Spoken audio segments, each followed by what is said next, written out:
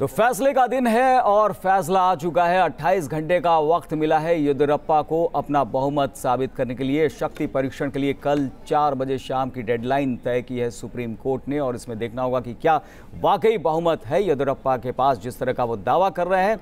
JDS और कांग्रेस भी इस फैसले से काफ़ी खुश, हालांकि बीजेपी के लिए बड़ा झटका इसे माना जा रहा है। हमारे साथ हमारे मेहमान मौजूद हैं, राहुल देव जी का रुख करेंगे। राहुल जी, किस तरह से इस फैसले को देखा जाए? बीजेपी के लिए तो झटका निश्चित तौर पर, क्योंकि रणनीति उन्होंने 15 दिन को ध्यान में रखते हुए बनाई थी। नहीं, मैं नहीं समझता कि ये झटका उनके लिए होगा। देखिए, मैं थोड़ा इसको अलग तरीके से देखता हूँ। मान लीजिए कि राज्यपाल ने उल्टा किया होता, ऐसा संभव था कि उन्होंने सबसे बड़े दल के रूप में बीजेपी को न बुलाया होता, उसके दावे को न माना होता और इनको बुला लिया होता, तो आपको क्या लगता है कि बीजेपी तब सुप्रीम कोर्ट में नहीं लेके आती इस मामले को? क्या वो स्वीकार कर लेती उनके उस फैसले को, यानी जेडीएस और कांग्रेस के गठबंधन को स्वीकार करने की?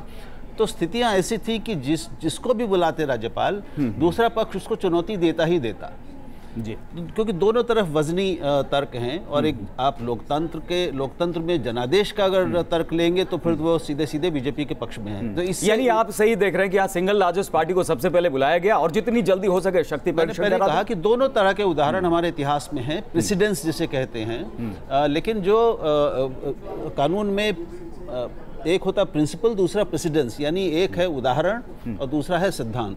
ये अब सर्व स्वीकृत सिद्धांत है भारत में संवैधानिक रूप से कि इसका बहुमत का फैसला सदन में ही होता है और जो सबसे बड़ा दल है पहले उसको बुलाया जाता है। ये सिद्धांत है, क्योंकि जनादेश उसी के पक्ष में है ज़्यादा। दूसरी बात, ये जो फैसला है इससे मैं तो बहुत प्रसन्न हूँ। देखिए, यहाँ पर सुप्रीम कोर्ट ने किसी भी संवैधानिक संस्था के अधिकार क्षेत्र में दखल नहीं दिया है। उसने ना तो राज्यपाल के ऊपर कोई विपरीत टिप्पणी की है उस तरह से, ना उनको अपना अधिकार करने से रोका, अपना कर्तव्य पूरा करने से, उस तरीके से, उस नजरिए से ये तय किया कि बहुमत का फैसला कैसे होगा।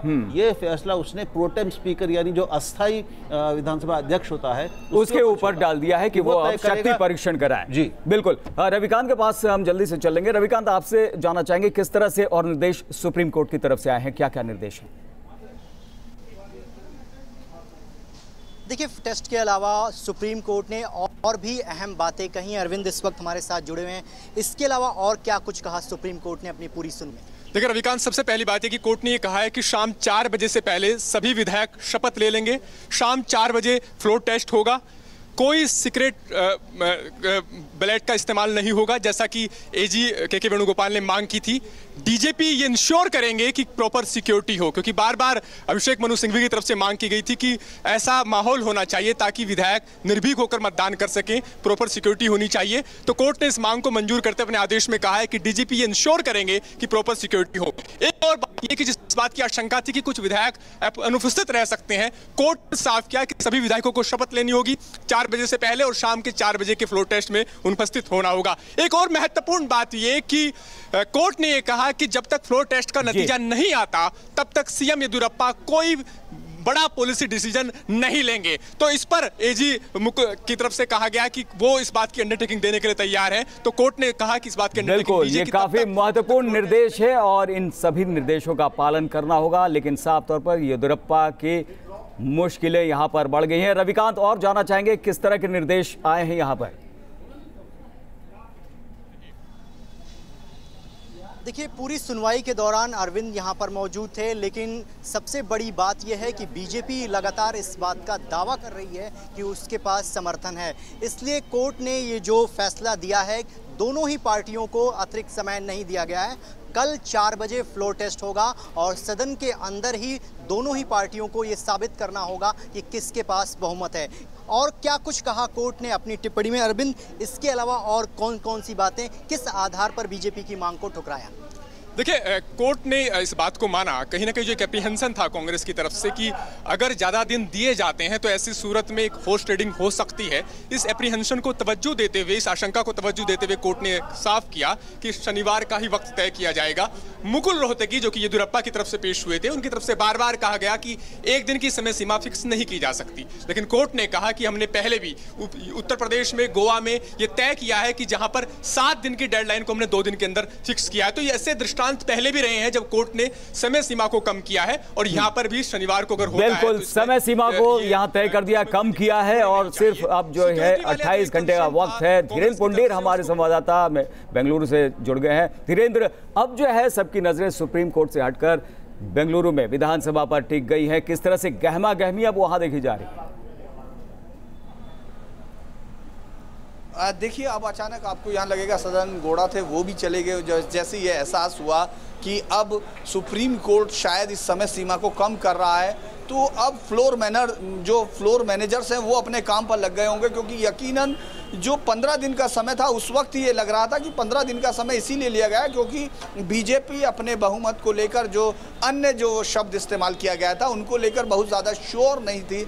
लेकिन अब जब उसके पास अब आज से कल तक लगभग 28 या 32 घंटे का समय कुल बचा है, ऐसे में उनको पूरी तरह से अगर सरकार में बने रहना है तो हर तरह से जितना भी उनके फ्लोर मैनेजर्स हैं जिन्होंने ये यकीन दिलाया होगा हाई कमान को और पूरी सेंट्रल लीडरशिप को कि हाँ हमारे पास फ्लोर्स नंबर्स हैं, यहाँ सेंट्रल के 3 बड़े नेता यहाँ थे, तो उन लोगों ने किस आधार पर ये सब किया है, सरकार बनाने का दावा पेश किया, वो सब अब टेस्ट पर है। यानी बहुत ही ज़्यादा स्ट्रेस में है बीजेपी, और उतना ही दूसरे पार्टी के लोग भी होंगे, क्योंकि इस वक्त सबसे ज़्यादा अभी वो समय शुरू हो गया जब विधायकों की सबसे ज़्यादा ज़रूरत है, चाहे वो कहीं भी बैठे हैं, किसी भी तरह उनसे संपर्क साधना चाहते होंगे। बिल्कुल, इसी संदर्भ में ये सवाल धीरेन्द्र की, जो हैदराबाद ले जाए गए हैं कांग्रेस और जेडीएस के विधायक, उन्हें अब वापस लाना होगा। कब तक वापस लाएं ताकि पोचिंग का खतरा कांग्रेस और जेडीएस के सामने ना हो? जोड़ तोड़ क्या? All of you give your mic to one lady, 2 ladies. अपना mic दीजिएगा। mic अरे नीचे बैठ जाओ, नीचे बैठ जाओ।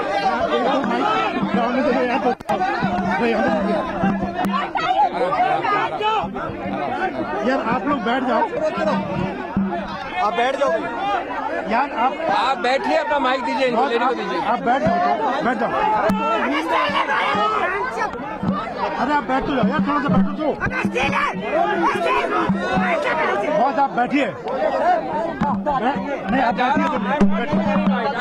I'm leaving. I'll leave.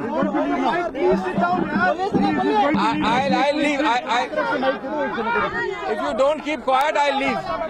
Please, I have to leave. Sir नीचे रखिए।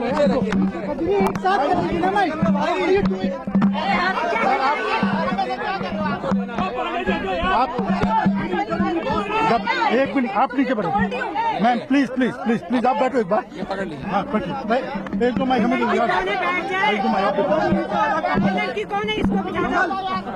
बहुत आप लोग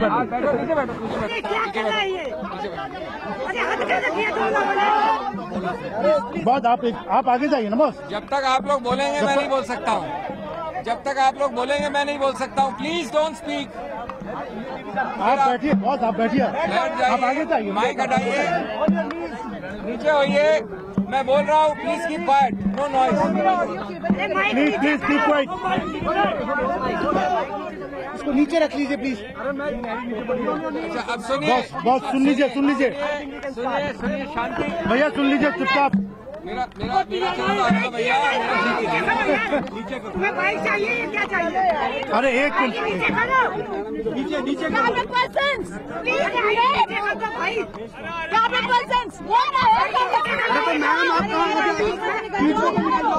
यार आप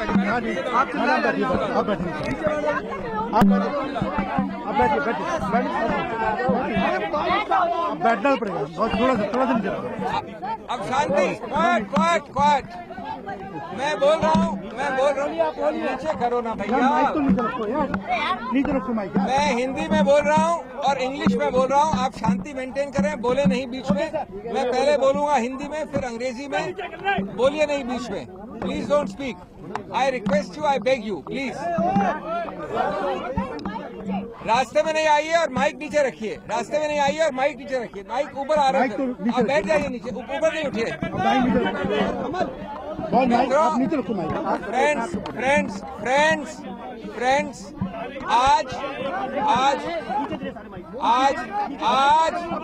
आज उच्चतम न्यायालय ने आज उच्चतम न्यायालय ने एक ऐतिहासिक आंतरिक आदेश दिया है। वो ऐतिहासिक आंतरिक आदेश के अंतर्गत कई बहुत ही प्रमुख आदेश दिए गए हैं। पहला कि तुरंत फ्लोर टेस्ट होगा, कल होगा। फिर फ्लोर टेस्ट होने के पहले 4 बजे के पहले सभी को ओथ दिया जाएगा। एक प्रो टेम स्पीकर के अंतर्गत सबसे महत्वपूर्ण, येदियुरप्पा जी के वकील ने खुद ने ये माना और कहा कि आज से कल तक येदियुरप्पा जी कोई भी नीतिगत निर्णय नहीं लेंगे। साथ साथ बार बार दलीलें की दूसरे पक्ष ने कि समय कल का न होना चाहिए, आगे का होना चाहिए। इन दलीलों को नहीं माना गया और कल के लिए रखा गया है विश्वास मत। मैं समझता हूं कि सही रूप में जमीनी सच के आधार पे ये सबसे अच्छा निर्णय है। लेकिन साथ साथ जो हमने बहुत महत्वपूर्ण कानूनी मुद्दा उठाया था उसको पूरी तरह से बरकरार रखते हुए उच्चतम न्यायालय ने उसको भी सुनने के लिए 10 हफ्ते बाद तारीख लगाई है। वो महत्वपूर्ण मुद्दा है कि क्या राज्यपाल जी पहले ऐसी पार्टी को निमंत्रण दे सकते हैं जिनकी गणित बड़ा स्पष्ट है, बड़ा साफ है, बड़ा पारदर्शी है, सिर्फ 104 की है, और उनके सामने पत्र हैं और दलीलें हैं कि दूसरे पक्ष की यानी हमारे पक्ष की यानी जेडीएस और कांग्रेस के पक्ष की 117 है, 116 है। अगर ये बात है तो हमने मुद्दा उठाया है संवैधानिक कि कैसे राज्यपाल जी ये कर सकते हैं। वो मुद्दा भी उच्चतम न्यायालय निर्णित करेगी निकट भविष्य में। और आंतरिक रूप से यह आदेश भी दिया गया है कि कल दूध का दूध और पानी का पानी साफ हो जाएगा विश्वास मत पे। अब साथ साथ कई प्रकार के सेफगार्ड्स प्रावधान दिए गए हैं। एक और महत्वपूर्ण वक्तव्य रिकॉर्ड किया है कि किसी अतिरिक्त नए एमएलए को एंग्लो इंडियन समुदाय के आधार पर निर्वाचित नहीं किया जा सकता, विश्वास मत के पहले मनोनीत नहीं किया जा सकता, विश्वास मत के पहले। ये सबसे और इसके लिए भी हर प्रकार का विरोध हुआ। ये कहा गया कि कल नहीं होना चाहिए, बाद में होना चाहिए, नीतिगत निर्णय लेने दीजिए येदियुरप्पा जी को। इन सबको नहीं मानते हुए उच्चतम न्यायालय ने एक अत्यंत महत्वपूर्ण आदेश दिया है। हमारी पूरी विश्वास है और आशा है और 100% विश्वास है कि विश्वास मत भी हम कल जीतेंगे और अंतिम जो इसकी सुनवाई होगी याचिका की उसमें भी हमारी आशा और विश्वास है कि हम विजयी रहेंगे। Let me explain to you friends, don't speak, that it is a historic interim order.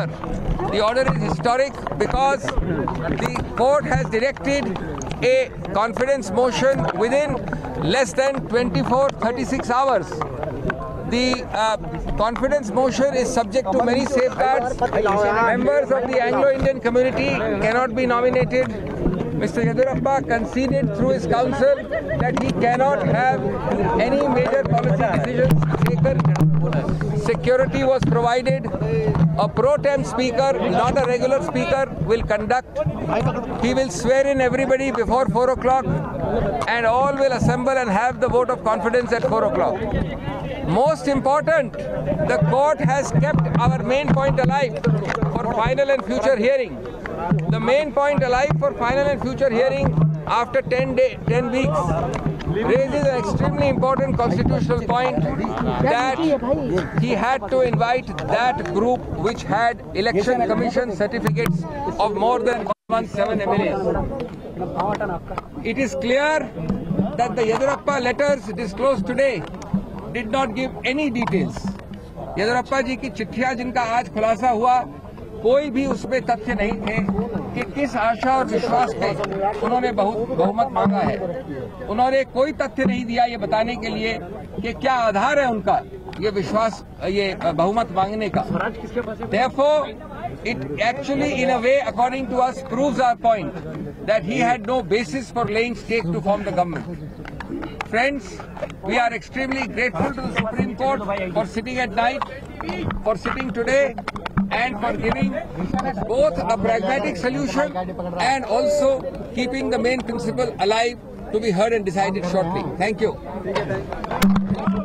तो कांग्रेस के अभिषेक मनु सिंघवी बात रख रहे थे कि किस तरह से सुप्रीम कोर्ट ने उनकी दलीलें सुनी और उसके बाद फैसला दिया। कल ही शक्ति परीक्षण किया जाएगा। 4 बजे तक सभी विधायक जो है वो शपथ भी ले लेंगे और उसके बाद शक्ति परीक्षण में शामिल होंगे और उससे पहले प्रोटेम स्पीकर की भी नियुक्ति हो जाएगी। येदियुरप्पा नीतिगत फैसले नहीं ले सकते, यानी येदियुरप्पा सरकार कुछ इस तरह के फैसले नहीं ले सकती जो नीतिगत होगी और इस तरह से आदेश आया है। कल शाम 4 बजे फ्लोर टेस्ट होगा और दूसरा आदेश सुप्रीम कोर्ट का महत्वपूर्ण आदेश, येदियुरप्पा सरकार नीतिगत फैसले नहीं लेगी। और हमारे साथ हमारे खास मेहमान राहुल देव जी, श्री दत्तन, दोनों वरिष्ठ पत्रकार जुड़े हुए हैं। रविकांत राय हमारे संवाददाता हमारे साथ हैं और साथ ही यासिर मुश्ताक बेंगलुरु से हमारे साथ जुड़ गए हैं। उनका रुख करेंगे। सबसे पहले यासिर, आपसे जानना चाहेंगे किस तरह से बेंगलुरु में हलचल इस वक्त। येदियुरप्पा सरकार जो है वो 28 घंटे के अंदर अब शक्ति परीक्षण बहुमत साबित करना है।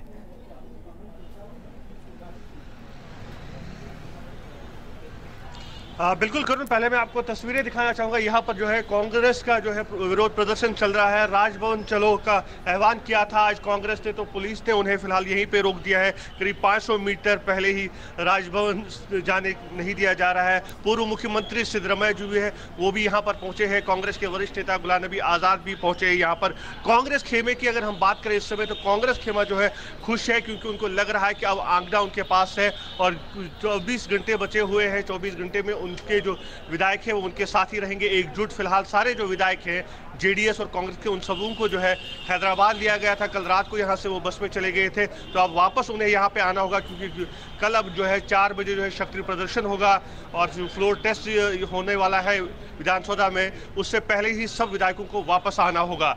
तो अब देखना ये होगा कि हैदराबाद से कब वो फ्लाइट के जरिए वापस आते हैं या फिर बस से उनको यहाँ पर वापस लाया जाता है। फिलहाल कांग्रेस का कहना है कि उन्हें इंसाफ मिला है। जिस तरह से लगातार वो मांग कर रहे थे, राज्यपाल का जो फैसला है, बीजेपी को निमंत्रण नहीं देना चाहिए था, कांग्रेस और जेडीएस की जो गठबंधन है उन्हें निमंत्रण मिलना चाहिए था। अब कांग्रेस का कहना है कि कल जो है दूध का दूध और पानी का पानी हो जाएगा, क्योंकि जो आज चिट्ठी जो सुप्रीम कोर्ट में जमा कराई गई थी बीजेपी की तरफ से, उसमें 104 विधायकों का ही सिर्फ जिक्र किया गया था, बाकी विधायकों का नहीं। कि जो जादुई आंकड़े तक पहुंचने का जो नंबर है, उन बाकी विधायकों का कोई भी उसमें नाम मौजूद नहीं था। तो साफ है अब कल फ्लोर टेस्ट होगा और देखना होगा कि किसके पास कितने नंबर्स होंगे। बिल्कुल, अब सबकी नज़रें जो है वो कल फ्लोर टेस्ट पर टिक गई हैं। रविकांत के पास चलेंगे। रविकांत, आपसे जानना चाहेंगे कि कल जो है वो शक्ति परीक्षण की बात कही है और इससे पहले जो उत्तराखंड में पर्यवेक्षक भी नियुक्त किया गया था शक्ति परीक्षण के दौरान सुप्रीम कोर्ट की तरफ से, क्या इस बार भी कुछ पर्यवेक्षक को लेकर कहा गया है? देखिए, फिलहाल इस तरह की कोई बातें नहीं है, लेकिन भारतीय जनता पार्टी अब नए सिरे से अपनी रणनीति पर काम कर रही है। केंद्र सरकार के 3 बड़े मंत्री इस वक्त बेंगलोर में मौजूद हैं, जो पल पल की खबर अमित शाह के पास दे रहे हैं। अब नए सिरे से इतने कम समय में भारतीय जनता पार्टी किस तरीके से इस बहुमत के आंकड़े को छुएगी, उसकी नई रणनीति क्या होगी, इसको लेकर गहन मंथन चल रहा था। क्योंकि सबसे अहम बात यह है कि बीजेपी को लगता था कि समय उनके पास पर्याप्त है, वो विधायकों से संपर्क करेंगे, लेकिन सुप्रीम कोर्ट ने कल का ही 4 बजे का समय दिया है। ऐसी स्थिति में जो पूरी रणनीति है वो नए सिरे से बनाई जाएगी और अमित शाह किस तरीके से इस बहुमत के आंकड़े का जो पूरा जुगाड़ करना है भारतीय जनता पार्टी को, क्योंकि उनके पास सिर्फ 104 विधायक हैं, जिसकी जानकारी उन्होंने राजभवन को दी और वही चिट्ठी आज सुप्रीम कोर्ट में भी सामने रखी गई। अब देखना यह है कि किस तरीके से बीजेपी इस जादुई आंकड़े को छूती है और इस पर लेकर कई अहम बैठकों का दौर जो है नई दिल्ली में भी शुरू होगा और इस वक्त अमित शाह पल पल निगाह बनाए हुए हैं जो भी राजनीतिक डेवलपमेंट बेंगलोर और यहाँ सुप्रीम कोर्ट के माध्यम से हो रहा है। बिल्कुल। और राहुल देव जी, आपसे जानना चाहेंगे कि जिस तरह से चिट्ठी की बात कर रही थी, चिट्ठी को सुप्रीम कोर्ट ने मंगाया था जो राज्यपाल को भेजी गई थी येदियुरप्पा की तरफ से, जाहिर तौर पर वो चिट्ठी की बात है, बीजेपी के सपोर्ट में तो नहीं दिखाई पड़ रही हैं और उससे कांग्रेस को फायदा होता हुआ दिखाई पड़ रहा है। जी हाँ, बिल्कुल, वो चिट्ठी एक बहुत महत्वपूर्ण तत्व था इस पूरे विवाद में। और सर्वोच्च न्यायालय ने सामने साफ साफ कहा था कि हमें वो चिट्ठियाँ उन्होंने मंगाई थी कि वो सारी चिट्ठियाँ, जो भी पत्र व्यवहार हुआ है राज्यपाल और येदियुरप्पा के बीच में, वो पत्र व्यवहार हमें दिया जाए। तो ऐसा लगता है कि जो न तो राज्यपाल के पत्र में जो उन्होंने दिया था उनको निमंत्रित करते हुए, सरकार बनाने का निमंत्रण भेजते हुए, ना येदियुरप्पा ने जो चिट्ठी राज्यपाल को भेजी थी दावा पेश करते हुए, उन दोनों में कहीं भी ये उल्लेख नहीं है कि हमारे पास बहुमत में कितने विधायक हैं। उसमें केवल 104 विधायकों का उल्लेख शायद येदियुरप्पा के है, जो उनको बीजेपी क्या जिन विधायकों पर नजर है राहुल जी, उनका जिक्र किया जा सकता था इस चिट्ठी में, जिसके बारे में कह रही है बीजेपी की आप जो है बंधक बनाकर रख रहे हो, और वो उनके फर्जी दस्तखत आपने किए हैं जो जेडीएस और कांग्रेस ने। फर्जी दस्तखत की बात तो अभी तक आई नहीं है। दो चीज़ें हैं कि इनके येदियुरप्पा की चिट्ठी में 104 विधायकों के नाम भी शायद थे कि नहीं, अभी हमें मालूम नहीं है, लेकिन केवल 104 विधायकों का ही उल्लेख था और उसके अलावा 105वां भी कोई नहीं था। तो जो जब तक अगर उनके पास दूसरे विधायकों का समर्थन था तो उसके लिखित प्रमाण, उसमें उनकी चिट्ठी वहाँ पे उनके पास मौजूद होनी चाहिए थी, जो नहीं थी। दूसरी ओर जो सूची जेडीएस और कांग्रेस ने दी थी राज्यपाल को, उसमें 117 की पूरी 116 या 17 की उन्होंने सूची दी थी और उन विधायकों के हस्ताक्षर भी थे जी। तो एक तरफ हस्ताक्षरों की कमी, ब्यौरे की कमी और बहुमत वाले विधायकों की संख्या की कमी, और दूसरी तरफ बहुमत के विधायक की संख्या, नाम और हस्ताक्षर। तो ये इतना स्पष्ट था मामला कि सुप्रीम कोर्ट इसके अलावा और कोई फैसला ले नहीं सकता था। बिल्कुल। अरविंद सिंह हमारे संवाददाता इस बीच हमारे साथ जुड़ गए। अरविंद, आपसे जानना चाहेंगे, आपने पूरी सुनवाई पर नज़र रखी, सुप्रीम कोर्ट में जो कुछ हुआ, जो टिप्पणियां निकलकर सामने आती रहीं। एक महत्वपूर्ण बात ये भी अभिषेक मनु सिंघवी ने जो बात कही कि 10 हफ्ते बाद अब इस बात पर भी सुप्रीम कोर्ट सुनवाई करेगा कि क्या राज्यपाल पहले ऐसी पार्टी को निमंत्रण दे सकते हैं जिसके पास बहुमत से कम का आंकड़ा हो। कौन कौन सी बातें और ऐसे सामने आ रही हैं जो सुप्रीम कोर्ट ने जिनके बारे में सख्त टिप्पणी की है?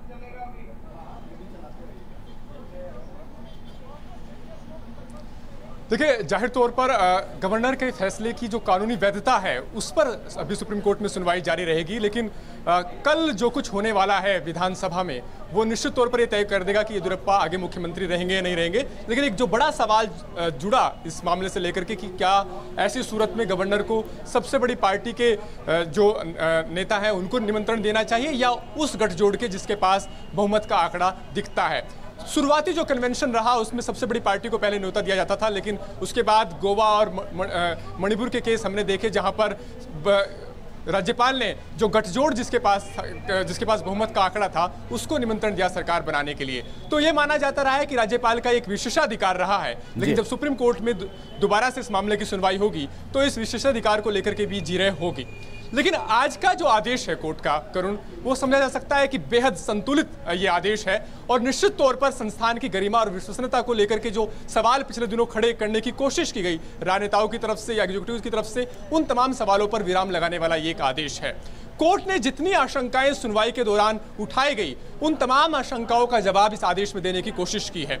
यहाँ पर एक महत्वपूर्ण बात यह भी है कि जब गुरुवार की रात को जब सुनवाई हो रही थी तो अटॉर्नी जनरल ने यहां तक कहा कि जब तक विधायक शपथ नहीं लेते तब तक उन पर दल बदल कानून लागू नहीं होता। तो इस पर भी सुप्रीम कोर्ट ने टिप्पणी की थी कि अपने आप में यह आर्गुमेंट बहुत एब्सर्ड है कि जब तक शपथ नहीं लेंगे तब तक उन पर एंटी डिफेक्शन लॉ लागू नहीं होगा। तो कहीं ना कहीं अटॉर्नी जनरल और येदियुरप्पा की तरफ से पेश हुए farmer attorney general Mukul Rohatgi की तरफ से जो कुछ दलीलें रखी गई उनसे कोर्ट आश्वस्त नजर नहीं आया। बार बार समय की मांग की गई उनकी तरफ से फ्लोर टेस्ट के लिए, उसको भी मना कर दिया। और जब कोर्ट ने यह कहा कि कोई पॉलिसी डिसीजन नहीं लेंगे येदियुरप्पा जब तक फ्लोर टेस्ट नहीं होता, तो खुद अटॉर्नी जनरल की तरफ से कहा कि वो अंडरटेकिंग देने के लिए तैयार है। यहां तक कि जो एंग्लो इंडियन विधायक है उसको नामित नहीं किया जाएगा, ये भी कोर्ट ने साफ किया है। तो कहीं ना कहीं जो कुछ आशंकाएं थी उन आशंकाओं को दूर किया है, खत्म किया है और तमाम जो है महत्वपूर्ण फैसले यहाँ पर सुप्रीम कोर्ट की तरफ से आए हैं और सबकी नजरें अब एक बार फिर से बेंगलुरु पर टिक गई हैं। हम भी रुक करते हैं धीरेन्द्र पुंडीर हमारे साथ बेंगलुरु से जुड़े हुए हैं। धीरेन्द्र, जिस तरह से सुप्रीम कोर्ट का ये फैसला आया, अब जो है वो 28 घंटे से कम वक्त रह गया है और अपना बहुमत साबित कर रहा है। नीतिगत फैसले नहीं ले सकते हैं, ये एक बहुत बड़ी बात। किसानों की कर्ज माफी पहला फैसला तुरंत ले लिया था, इस तरह के बड़े फैसले अब नहीं कर सकते हैं। किस तरह से अब इसे देखा जा रहा है? तनाव तो हम पैदा नहीं करना चाहें, लेकिन कांग्रेस और जेडीएस वाले जो उनको लोगों ने हटा दिए हैं सत्ता से, वो लोग निराश होकर वो लोग तनाव पैदा कर रहा है। लेकिन भारतीय जनता पार्टी के कोई कार्यकर्ता या नेतृत्व को तनाव नहीं है। अगर आपको ज़्यादा दिन मिलते तो आपके लिए ज़्यादा आसान था ना, शायद। कोई नहीं है, उसके बारे में हमारे राष्ट्रीय और राज्य के नेता लोग तय करेंगे। अच्छा, आपको कहा क्या गया है कि आपको पूरी सरकार बना लेंगे? आपके लोगों ने, आपके नेताओं ने कहा है ना? जी जरूर, हमारा सरकार बनेगा। मैंडेटरी तो भारतीय जनता पार्टी को लोगों ने दिया है। तो कल 4 बजे आप तैयार हैं? जरूर, हम तैयार हैं। तो ये देखेंगे कि जो बीजेपी के विधायक हैं उनका कहना यह है कि किस तरह बहुमत आएगा ये तो राष्ट्रीय अध्यक्ष बताएंगे, लेकिन वो लोग तैयार हैं। जबकि 28 घंटे का समय रह गया और आपको दिखेगा कि किस तरह से फ्लोर मैनेजर्स तैयारी कर रहे हैं कि किसी तरह इस स्थिति से बचा जाए, क्योंकि ये न केवल सरकार के जाने की स्थिति होगी, इसके अलावा जो शर्मिंदगी भी होगी, वो भी कई सारी चीज़ों को बीजेपी के नेताओं को लग रहा होगा किसी भी तरह इस फ्लोर टेस्ट को पास करना है। बिल्कुल धीरेन्द्र, आपसे ये भी जानना चाहेंगे कि नीतिगत फैसले नहीं ले सकते हैं येदियुरप्पा यहाँ पर, लेकिन किसानों की कर्ज माफी का एक बड़ा ऐलान उन्होंने किया था। इसके अलावा अपने चहेते अफसरों की नियुक्ति की थी, ट्रांसफर्स बहुत पैमाने पर किए गए थे। उन आदेशों का क्या होगा और किस तरह से फिलहाल जो है वो रणनीति बनाई जा रही है बीजेपी की तरफ से? देखिए, इस समय अगर सबसे ज़्यादा किसी पर निगाह टिकी हुई है तो येदियुरप्पा पर है, और सेंट्रल लीडरशिप भी अगर सही तरह से कहा जाए, भले ही वो लोग यहाँ उनको मैनेज करने के लिए हों, लेकिन वो तमाम लोग सिर्फ येदियुरप्पा के जो कनेक्शंस हैं, जो ತೀರ್ಮಾನ ಮಾಡಿ ಸುಪ್ರೀಂ ಕೋರ್ಟಿನ ಆದೇಶ ಏನಿದೆ ಅದರಂತೆ ಪಾಲನೆ ಮಾಡ್ತೇವೆ. ನಮಗೆ 100% ಬಹುಮತ ಸಾಬೀತು ಮಾಡೋಕ್ಕೆ ಎಲ್ಲ ರೀತಿಯ ಸಹಕಾರ ಬೆಂಬಲ ಸಿಕ್ಕಿದೆ. ನಾವು ಇವರೆಲ್ಲರ ರಾಜಕೀಯ ದೊಂಬರಾಟದ ಮಧ್ಯೆನೂ ಸಹ ನಾಳೆ ಬಹುಮತ ಸಾಬೀತು ಮಾಡ್ತೇವೆ. ಸುಪ್ರೀಂ ಕೋರ್ಟ್ ಆದೇಶವನ್ನು ಪಾಲಿಸ್ತೇವೆ. Obey the orders of supreme court. ನಾವು I will go and discuss with Chief Secretary. Tomorrow I will call for assembly session and other procedures will follow. And I have got under conference we are going to get full majority and we will prove the majority.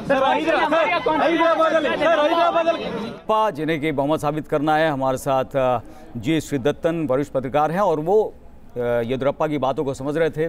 श्रीदत्तन जी, क्या कुछ कहा जा रहा था येदियुरप्पा की तरफ से?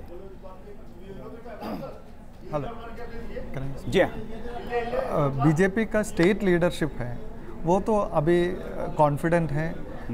येदियुरप्पा ने भी बोला था, उनका शोभा करंदलाजे उन्होंने भी बोला है कि we will prove the majority, we have sufficient numbers, we will prove the majority. तो स्टेट लीडरशिप बोल रहे हैं कि ठीक है, we have the numbers, we are in touch. हम और लोगों से, जेडीएस के और बाकी लोगों से भी टच में हैं एंड सफिशिएंट नंबर है, ये है। चलिए राहुल जी, आपसे जानना चाहेंगे कि विधायक के तौर पर शपथ ले लेते हैं और उसके पहले इन दोनों में कितना फ़र्क होता है और एंटी डिफेक्शन यहाँ पर किस तरह से लागू हो सकता है? क्योंकि ऑपरेशन कमल जो 2008 में किया था उसमें बताया जाता है कि 20 विधायक जो एब्सेंट कर गए थे या फिर विरोध में गए थे, जिनको कि बाद में फिर इलेक्ट करवाया गया था भारतीय जनता पार्टी की तरफ से। देखिए, मैं वकील तो नहीं हूँ, लेकिन जो एक मेरी समझ है वो ये कि जब तक शपथ न ले तब तक कोई व्यक्ति कानूनन विधायक नहीं होता जी। तो उससे पहले उसकी विधायक के रूप में कोई कानूनी हैसियत नहीं होगी जी। तो उससे यानी वो किसी भी पार्टी में जाए या ना जाए उसको कोई मतलब नहीं है, लेकिन अगर वो चुना गया है किसी और पार्टी से और शपथ किसी और पार्टी के विधायक के रूप में लेता है, फर्ज करे वो सदन में पहुंचे ही नहीं, वो नहीं पहुंचे तो भी उसकी सदस्यता चली जाएगी जी। तो पहले उसमें परीक्षण के समय और शपथ लेने के समय, शपथ लेना अनिवार्य है, शपथ लिए बिना आप विधायक नहीं हैं, तो अनुपस्थिति का भी कोई मतलब नहीं होगा। मैं समझता हूँ कि उसकी कीमत है, जो मेरी समझ है कि उसकी सदस्यता इस पर जा सकती है। तो ये आसान नहीं होगा। इसका मतलब ये है कि जो भी जेडीएस या कांग्रेस के या और किसी पार्टी के सदस्य जो बीजेपी के साथ आना चाहते होंगे, उनको अपनी विधायक की सदस्यता छोड़नी पड़ेगी। इसी कीमत पर वो मदद कर सकते हैं अनुपस्थिति होकर। अरविंद हमारे साथ जुड़े हुए। अरविंद, आपसे जानना चाहेंगे कि ये शपथ लेना ये ज़रूरी, अगर उससे पहले कुछ जोड़ तोड़ की जो बात हो रही है वो हो जाए, सदन में कोई अगर नहीं पहुंचे जो चुना हुआ विधायक, निर्वाचित विधायक है, शपथ से पहले जो वहाँ से गैर हाजिर हो जाए या फिर शपथ लेने के बाद जो है वो वोट न डाले, किस तरह से फ़र्क यहाँ पर देखा जा सकता है? देखिए, कई कानूनी जानकारों से बात हुई है। मैंने जैसे आपको बताया कि अटॉर्नी जनरल के वेणुगोपाल ने तो साफ किया, जो रात भर सुनवाई चली थी, कि एंटी डिफेक्शन लॉ के दायरे में वो नहीं आएंगे। लेकिन खुद सुप्रीम कोर्ट ने कहा कि अपने आप में ये दलील बेतुका है कि वो एंटी डिफेक्शन लॉ के दायरे में नहीं आएंगे। उसके बाद ये बात आई गई हो गई। लेकिन उसके बाद अमरिंदर शरण जो कानून के जानकार है, उनसे मेरी बात हुई।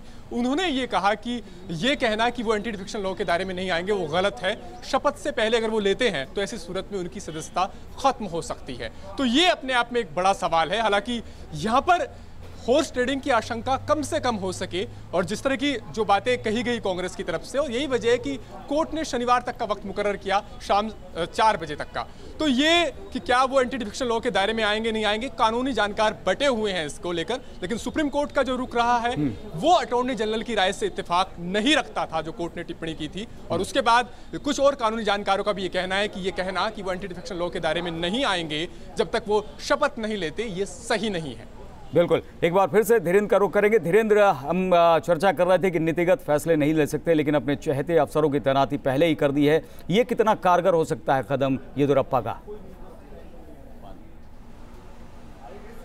देखिए, एक चीज़ और है। अभी मैं जो बात कर रहा था यहाँ तमाम लोगों से, उनका कहना था कि निर्वाचन आयोग जब संचालन जब चुनाव का करता है, उसके बाद जब वो एफिडेविट इशू करता है, उस वक्त वो पार्टी और विधायक के जीते होने का पूरा ब्यौरा है जो दिया जाता है। ऑफिशियली चुनाव आयोग ही चुनाव कंडक्ट करता है, इलेक्शन कमीशन ही चुनाव के होने की। तो उसके बाद वो विधायक हो गया। एक प्रक्रिया है सिर्फ शपथ लेने की। ये यहाँ के कुछ लोगों का, जानकारों का कहना है कि जैसे ही चुनाव आयोग इलेक्शन का पूरा एफिडेविट इशू करता है, उस वक्त वो पार्टी और कैंडिडेट को जीता हुआ घोषित करता है, उस वक्त वो इलेक्ट हो गया होता है। उसके बाद उसको शपथ लेने के बाद वो सिर्फ एक प्रोसेस में आगे जाते हैं, उनका ये कहना था। तो इसको लेकर अभी यानी कई सारी चीज़ें, लेकिन जहाँ तक लगता है कि उनको ये छूट नहीं है कि वो चुने जाने के बाद और शपथ लेने के बीच में जो एक्ट करेंगे उससे वो बच जाएंगे, ऐसा नहीं लगता है।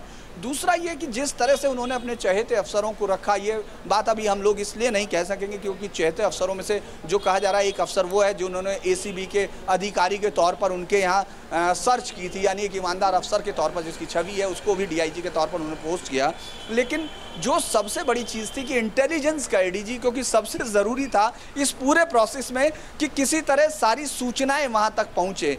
वो ज़रूर एक टेस्ट था कि जिसको देखा जाना चाहिए था कि इस तरह की नियुक्ति उस वक्त नहीं की जानी चाहिए, ये हो सकता है। लेकिन अभी कोर्ट के फैसले से हमको ये साफ नहीं हो रहा है कि क्या जो पहले की गई नियुक्तियां हैं उनको रिवर्ट किया जा सकता है क्या, लेकिन आगे नहीं होंगी ये तय है। और इस बात से काफ़ी कुछ असर पड़ेगा क्योंकि प्रशासनिक ताकतों को उस तरह इस्तेमाल नहीं कर सकेगी बीजेपी या बीजेपी के मुख्यमंत्री जो येदियुरप्पा इस वक्त मुख्यमंत्री हैं, और कल के जो शक्ति परीक्षण होना है उससे पहले तक के बीच में वो ऐसा कोई फैसला नहीं लेते हुए नहीं दिखेंगे जिससे कोई फायदा उनकी पार्टी को होता हुआ दिखे। और यही करुण सबसे बड़ी दिक्कत होगी बीजेपी के लिए कि कल कैसे किसी भी तरह से 15 लगभग जो लोग 8 विधायक कम होने की बात कर रहे हैं, मैं फिर दोबारा दोहरा रहा हूं कि ये सिर्फ 8 विधायक कम नहीं होंगे, इनको 12 से 14 से 15 विधायकों को जो अपनी विधायकी खोने के लिए तैयार होंगे उनको अब्सटेन कराना होगा, उससे कम पर कुछ नहीं।